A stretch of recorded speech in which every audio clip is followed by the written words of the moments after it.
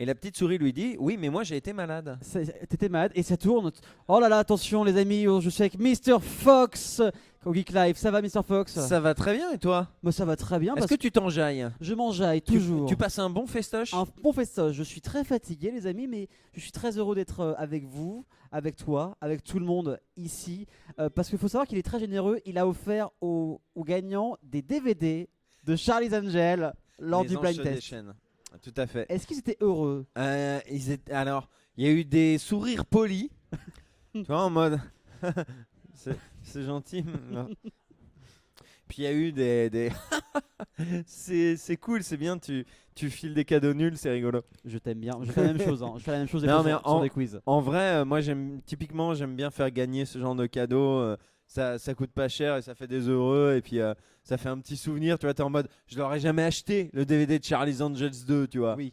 Ah, si je fais gagner un t-shirt geek, c'est cool. Mais comment dire, tu peux gagner, enfin tu peux l'acheter toi-même, etc. Charlie's Angels 2, personne n'aurait l'idée de l'acheter soi-même, quoi. Non, dans votre magasin Cash Converters Easy Cash, à seulement moins d'1 euro, les amis. Ouais, Voilà. 50 centimes généralement. Et puis en ce moment, il y a une promo, je crois que c'est 4 DVD achetés, le 5e offert. Donc, vous pouvez acheter 4 Charlie Angels et le 5e sera offert. Ça va, tu passes un bon moment? Oui. Donc, on résume, tu parles de doublage sur ta chaîne YouTube. Tu as aussi fait une conférence Oui. ce week-end. Tu as parlé de quoi ce week-end, du coup, sur ta conférence exactement? Oui. Merci. Alors, oui, alors avant, les amis, il a dit je ne ferai que du oui. Oui. Oui. Et oui. Merci. Bah de rien. Allez, salut. Allez, c'était super. Non, écoute, à la conférence, on a parlé un petit peu des dessous du doublage. C'est vrai que c'est un métier, un milieu qui est absolument pas connu du grand public. Et je pense, à titre personnel, c'est aussi ce qui a motivé la création de la chaîne, que c'est aussi par méconnaissance que les gens crachent dessus. Ça, c'est, comment dire, tous les préjugés de la Terre sont basés là-dessus. C'est-à-dire que tu connais pas les personnes, tu connais pas le tel groupe, tu connais pas telle catégorie de personnes, et ben tu vas juger sans vraiment savoir. Et à partir du moment où on t'explique, à partir du moment où on vulgarise, les choses prennent un nouveau tournant et tu vois les choses sous un angle différent. Et du coup, c'est pour ça que j'essaye bien d'expliquer comment est fait le doublage, par qui, pourquoi, et surtout pourquoi, contrairement à une certaine idée reçue de pas mal de gens qui sont plus que pro-VO, qui sont anti-VF, bah, c'est pas confié à des branleurs qui font ça entre la poire et le fromage en rigolant. C'est pas du karaoké, c'est pas de. Voilà. Et typiquement, les conférences, c'est bien parce qu'on prend le temps d'expliquer comment ça se fait, quoi, etc. Et quand en plus on a des intervenants dont c'est le métier, ça permet vraiment d'expliquer plus précisément certaines étapes qui sont mal comprises. On en parlait ce matin avec Marc Lesser, qui était aussi directeur artistique des jeux Batman. C'est des mois de travail. Bien sûr. On pense aussi aux traducteurs, adaptateurs. Bien C'est sûr. du gros boulot. Est-ce que tu trouves qu'il y a quand même une évolution depuis quelques années sur les acteurs qui prêtent leur voix? Parce que c'est à la base des acteurs, les amis. Ce ne sont pas des acteurs de doublage. Ce Oh sont là des oui. comédiens. Ça, on préfère quand même le préciser. Il y a une grosse évolution, toi, depuis quelques années par rapport à ça? En fait, le doublage récent, on va dire, comment dire, c'est compliqué parce que il jouit d'une mauvaise image.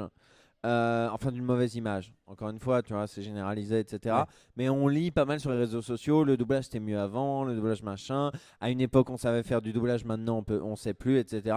Et ça, je pense que c'est des avis qui sont biaisés par d'une part nos nouvelles manières de consommer, c'est-à-dire que la VO est plus facilement accessible, Oui, ce bien qui sûr. fait que les gens peuvent regarder en VO la première fois, et du coup forcément quand tu as vu la prestation originale, une VF derrière, forcément tu C'est plus peux dire compliqué. hey, c'est pas précisément comme ça, bah oui mais ça le sera jamais, tu vois. Et Retour vers le futur, si tu regardes la VF d'abord, c'est exactement la même chose, tu vois, c'est pas précisément la VO et on s'en fout.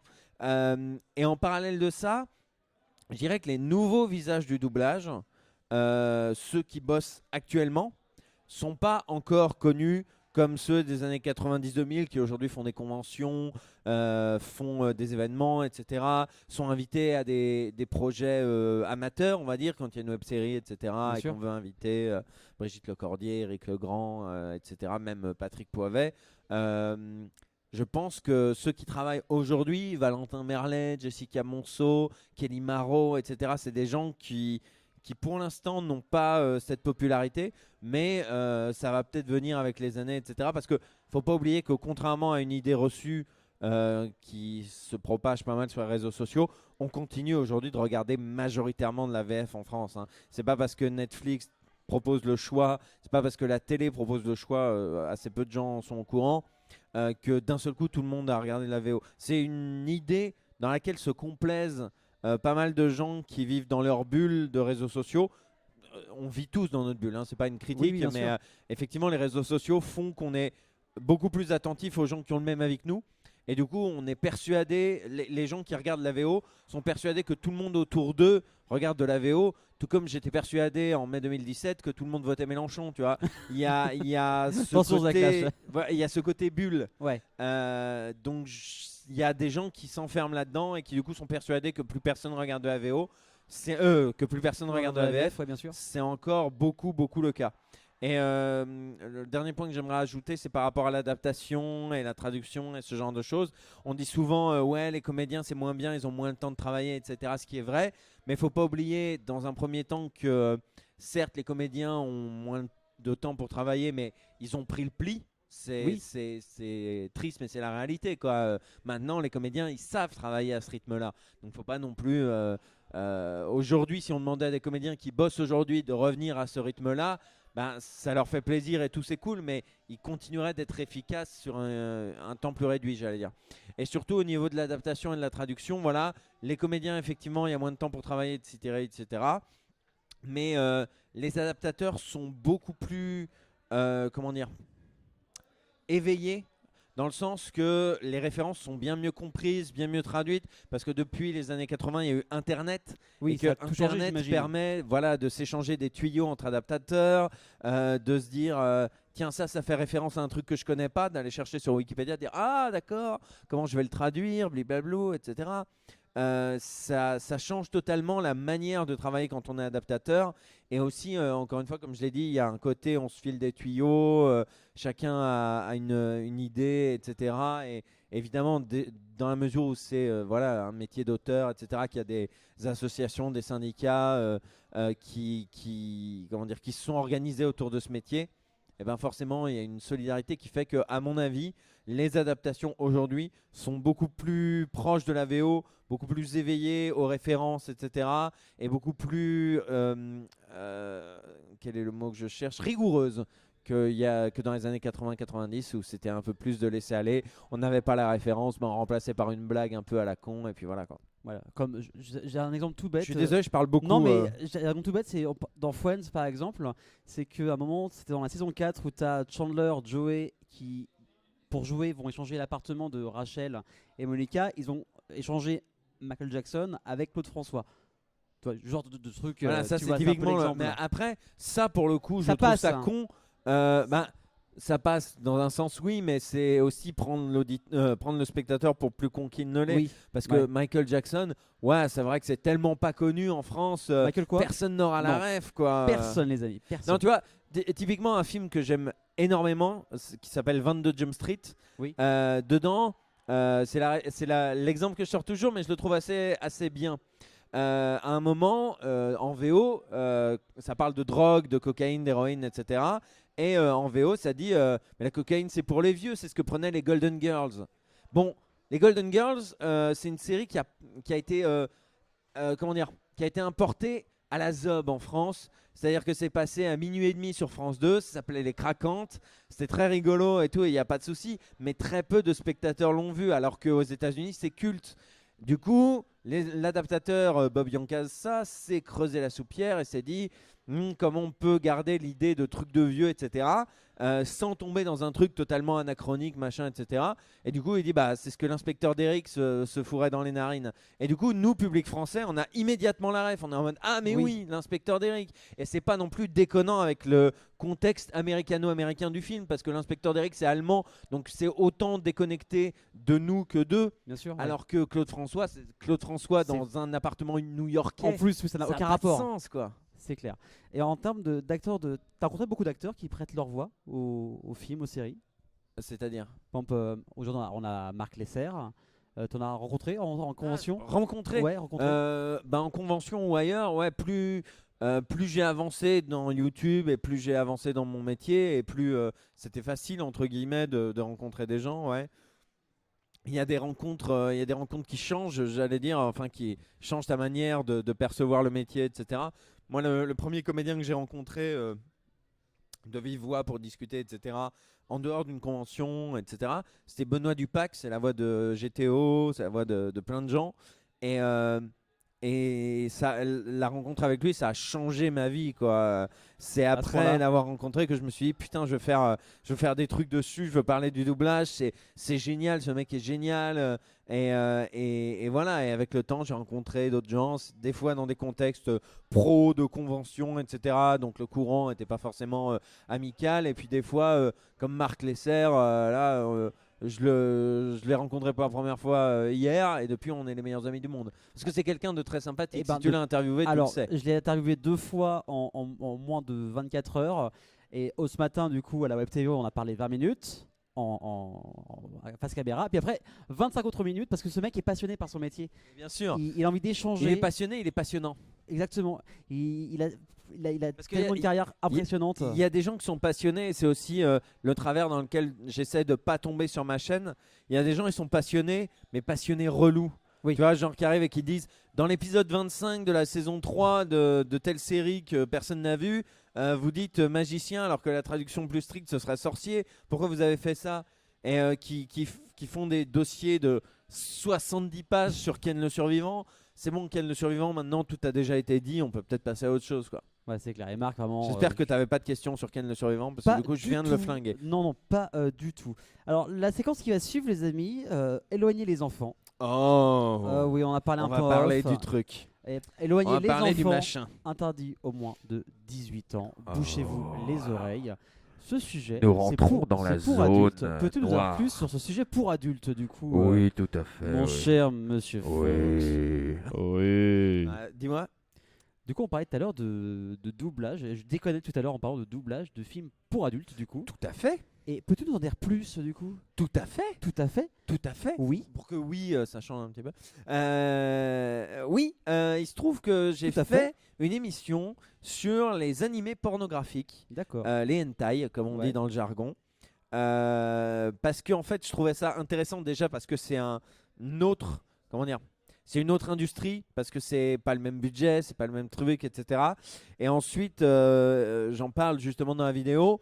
Les hentai, c'est les derniers remparts, on va dire, du monde de la pornographie, où il y a une histoire, où il y a des personnages, où il y a des choses comme ça, etc. Qu'aujourd'hui, dans le monde de la pornographie, c'est essentiellement des faux castings, des scènes déjà toutes prêtes, etc. Ouais. Machin. On perd le côté narratif que je trouve intéressant, même si on est d'accord que c'est pas le but du jeu, mais sûr. c'est quand même important. Et du coup, les hentai, justement, je trouve, apportent ce truc, etc. Donc j'avais très envie de parler de doublage de hentai, surtout que vraiment, tout n'a pas été doublé de la même manière. C'est ce que je dis dans mon émission. Il y en a, ils en avaient clairement rien à faire. Ils ont casé des trucs, n'importe quoi. Je vais pas le dire à voix haute, mais il y a des répliques qui sont totalement débiles. D'accord. Et puis il y en a qui l'ont pris avec beaucoup plus de sérieux parce que les animés s'y prêtaient un peu plus. Et du coup, voilà, mon Dieu, une intrigue policière. Il y a un hentai que j'aime beaucoup qui s'appelle Lingerie Office. Euh, Il y a une vraie intrigue. En gros, Ok. c'est un mec qui débarque dans une industrie dans une entreprise de sous-vêtements et qui essaye de. En fait, on l'a mandaté pour essayer de comprendre pourquoi la direction fait des pots de vin pour je sais plus quoi, etc. Machin. Bon, évidemment, il en profite pour sauter à peu près tous les employés féminins. Mais il y a vraiment une Mais, histoire de base, Mais finalement. il y a une histoire de base et en plus, du coup, le doublage a été assez soigné et le comédien principal qui fait le héros, c'est Spike dans Cowboy Bebop. Donc on Ouais. est sur un joli cast, quoi.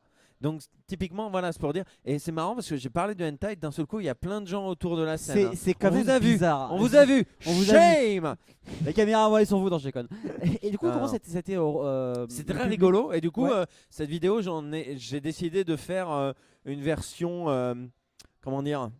J'ai décidé de faire une vidéo comme je ferais n'importe quel autre parle en VF, c'est-à-dire diffuser des extraits, etc. Parce que j'ai aucun problème avec le sujet. Je pense qu'il ne devrait pas y avoir de problème à avoir sur le sujet. Quand même, on est en 2020, je veux dire. Et du coup, ben, je l'ai fait comme j'aurais fait n'importe quelle émission. Mais évidemment, je ne l'ai pas diffusé sur YouTube. Je l'ai diffusé dans un premier temps sur Pornhub, où je me suis fait striker pour les droits d'auteur. D'accord, ok. Voilà. Et je l'ai mis sur Xvideo, où elle est encore regardable. Et chose Et les- assez dingue, Et les avis, ouais, sont comment elle du fait coup plus de vues sur Xvideo que sur YouTube. Parce que sur D'accord. YouTube, j'ai mis un petit teaser en mode voilà, je fais une émission, suivez le lien, bidule truc, machin. Et sur Xvideo, elle fait plus de vues. Donc les gens s'échangent directement le lien Xvideo. Et j'ai eu de super bons retours. Et il y a un site spécialisé dans l'actu pornographique qui s'appelle Le Tag Parfait, et qui a fait tout un article sur le truc, etc. J'étais super touché. Et il y avait un commentaire sur cet article que j'ai trouvé parfait, enfin qui m'a fait très plaisir. Le mec a commenté excellente vidéo, chroniqueur très sympathique, ça m'a presque mis une demi-molle. Et moi j'étais en mode ah putain, je suis Excellent. Mr. Fox, l'homme qui provoque des demi-molles. Il a fait un screenshot, les amis, et il l'a encadré. Ah non, mais je l'ai encadré. Ah bah, je m'en Enfin, non, doute. je l'ai épinglé sur Twitter pendant 2 semaines, mais j'étais très fier. Bah, tu m'étonnes. Est-ce que dans le public, vous avez des questions à poser à notre invité, Mr. Fox? Non, ils sont un peu timides. N'ayez ben, pas écoute. peur, ils ne mangent pas. N- De quoi? Slip ou caleçon en dessous de la VF? Alors, je suis pas convaincu. Ça n'engage que moi, hein, mais je ne suis pas convaincu que cette question soit très intéressante, Merci, ni monsieur. très pertinente. Merci, monsieur Marc. De toute façon, là, on peut te retrouver de coup sur Twitter, Ouais. Mr. Fox, sur YouTube. Tout à fait. Allez checker la chaîne de YouTube de Mr. Fox. Merci d'avoir été avec nous pour Eh ben, je t'en prie. ce plateau de la Web TV. On se retrouve très très vite pour un nouvel invité. Tout à Les fait. amis, bonne Et journée. suivez la Web TV et abonnez-vous. Abonnez-vous, des Ouais. follow, s'il vous plaît. Abonnez-vous. Allez, à tout de Yes. suite, les amis.